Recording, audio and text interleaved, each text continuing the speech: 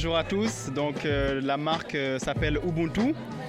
Donc c'est une marque, si vous voulez, qui se veut un mélange de nos racines africaines avec l'influence européenne qu'on a eue ici, parce qu'on a grandi en France.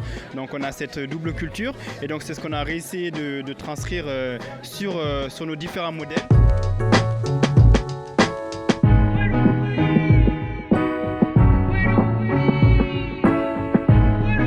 Alors moi c'est Demoiselle Coco et sur ce stand vous avez les bijoux noirs fluo, donc c'est moi la créatrice. Ce sont des bijoux faits main. Ça fait maintenant 3 ans que je fais de la création de bijoux. À la base vraiment une passion et puis maintenant, j'en ai créé la marque Noir Fluo.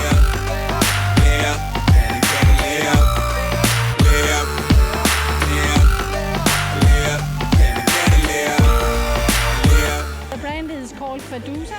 It's a Danish kids clothes branding. It started a year ago and we make clothes for children age 6 months up to 10 years.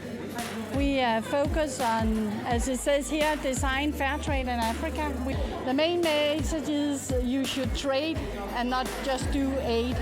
That it is in order to get development and jobs in Africa, you should actually buy the products who are made there.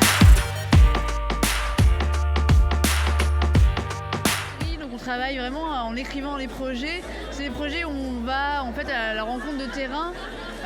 Donc par exemple, ce qu'on voit derrière, c'est une première série qu'on avait fait, qu'on avait intitulée les Boo Boys. C'est la contraction de b-boy, de danseurs hip-hop et de boubou. C'est de rapprocher en fait l'histoire du hip-hop américain et montrer les racines africaines. Et après de ce projet, on a découlé d'autres. On a fait un travail sur l'identité française, mais au sens pluriel et pas au sens singulier. Montrer comment l'histoire avait façonné l'identité contemporaine française par l'influence des colonies, le fait que la France n'était pas sur un continent, mais justement avait plein de racines différentes.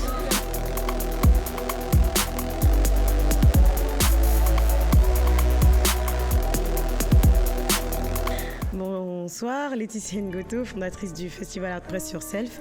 Donc Art Press Yourself est un festival afro-urbain. Le but c'est de présenter des créateurs et des artistes, illustrateurs, peintres, graffiti artistes et autres, dont les œuvres sont inspirées par la culture afro et la culture urbaine. Donc j'ai proposé un panel assez éclectique d'exposants, que ce soit au niveau de la mode, de l'art, de la musique, et on est parti un peu plus loin avec des artistes comme Dikosh qui lui est comédien.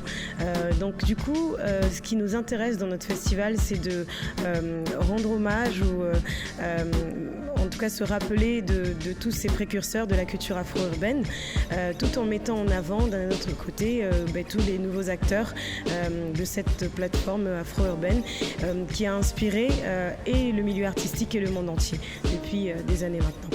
Il y a 14 créateurs et artistes, donc illustrateurs, peintres, graffiti artistes, et il y a également des exposants qui font partie de l'animation.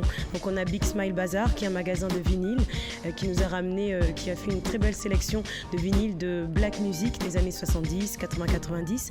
On a aussi la blogueuse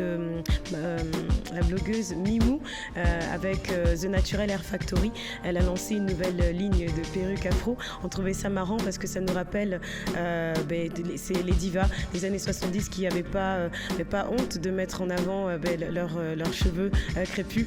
Donc voilà, c'est aussi en hommage à ces femmes-là. Et du coup, on a aussi donc Dikosh et on a l'opération photo qui propose maquillage professionnel et photo professionnelle, toujours autour du thème de l'événement qui est Old School Vibes.